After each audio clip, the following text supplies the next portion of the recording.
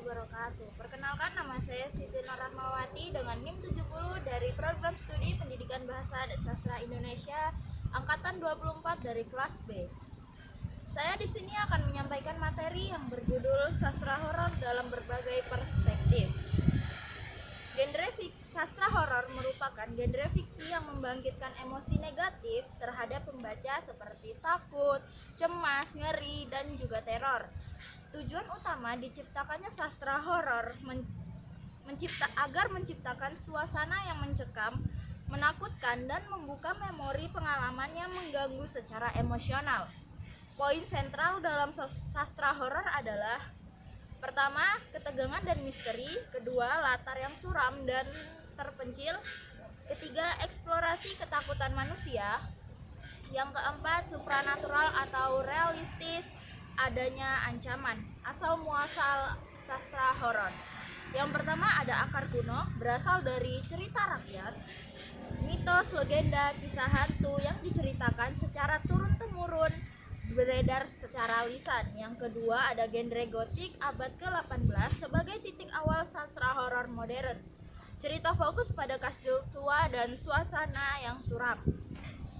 Ketiga ada era Victoria abad ke-19, sastra horor sebagai kritik sosial, Dracula atau Bram Stoker, Mr. Jackie dan Mr. Hyde R.L. Stevenson. Yang keempat ada modern dan kontemporer, mengeksplorasi horor yang dekat dengan kehidupan sehari-hari, menekankan pada psikologis. Selanjutnya ada mengapa pembaca menikmati sastra horor perspektif psikologi. Yang pertama, pelepasan adrenalin, menikmati rasa takut dalam lingkungan yang aman. Kedua, ada katarsis emosional, melepaskan ketegangan atau kecemasan hidup nyata melalui fiksi.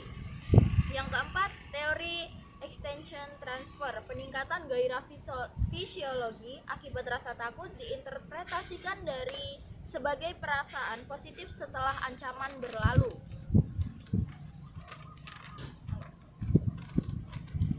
Perspektif sosiologi dan budaya dalam sastra horor. Yang pertama, refleksi ketakutan kolektif. Horor menciptakan ketakutan masyarakat pada masanya, misalnya pandemi, perang, ketidaksetaraan sosial. Yang kedua ada kritik sosial, mengkritik institusi, moralitas, norma-norma yang menindas, puisi surat pada penguasa atau mimik hairat. Yang ketiga ada horor lokal, kuat dipengaruhi oleh mitos, legenda, dan kepercayaan spiritual, misalnya cerita leak, kuntilanak, pocong, dan juga kuyang. Mencerminkan interaksi masyarakat dengan alam gaib. Perspektif tema, yang pertama ada gotik, suasana arsitektur tua, romansa gelap. Yang kedua ada horor supranatural. Yang pertama ada hantu, vampir, atau iblis. Yang ketiga horor psikologis, fokus pikiran yang tidak stabil, kegilaan, paranoia, dan Shining tahun 1977 Stephen King. Yang keempat ada horor tubuh atau body horror, mutilasi, kerusakan tubuh, The Art of Horror karya Clive Barker. Yang kelima ada slasher and survival, pembunuhan berantai, bertahan hidup, atau Halloween. Karya sastra digolongkan dalam genre gotik, memiliki batasan dalam menguraikan narasinya, seperti kastil yang sudah rusak, horor katolik, romansa peristiwa yang misterius, penculikan atau pencarian dalam hutan-hutan yang sunyi dapat memunculkan Kunstwollen atau rasa horor dan ketegangan yang menyenangkan bagi para pembacanya. Walkweren 2014. Pergeseran klasifikasi genre sastra. Yang pertama ada banyaknya genre baru. Yang kedua, sastra bukan lagi mengenal bentuk, tetapi sudah mengarah pada aliran dalam karya sastra. Yang ketiga, berkaitan dengan multidisiplin ilmu lainnya. seperti aliran romantisme, nasionalisme, gotik, feminim, dan juga sosiologi. Kumpulan Budak Setan. Kumpulan Budak Setan 2010 merupakan pembaca ulang karya Abdullah Harahap yang ditulis oleh Intan Pramadita, Eka Kurniawan, dan juga Ugoran Preset. Tema-tema yang ditulis oleh Abdullah Harahap tidak lepas dari latar sosial budaya yang terdapat di Indonesia seperti arwah penasaran, pembunuhan, benda goib seperti jimat, susuk, topeng yang dimunculkan dalam cerita tersebut, siluman, dan juga motif-motif setan, dendam, dan juga seks. Contoh kajian kumpulan Budak Setan. Pendekatan sosiologi oleh Nurmanillah Fadilah. Yang pertama ada aspek latar sosial budaya masyarakat yang dipengaruhi oleh susuk.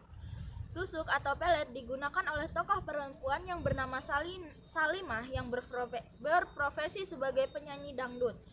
Kehidupan Solimah yang menggunakan susuk atau pelet mempengaruhi latar kehidupan sosial dan budaya masyarakat kampung yang ditempatinya, terutama aspek kepercayaan, perasaan, dan juga pikiran, tujuan, kaidah, atau juga norma, kedudukan atau peran dan saksi,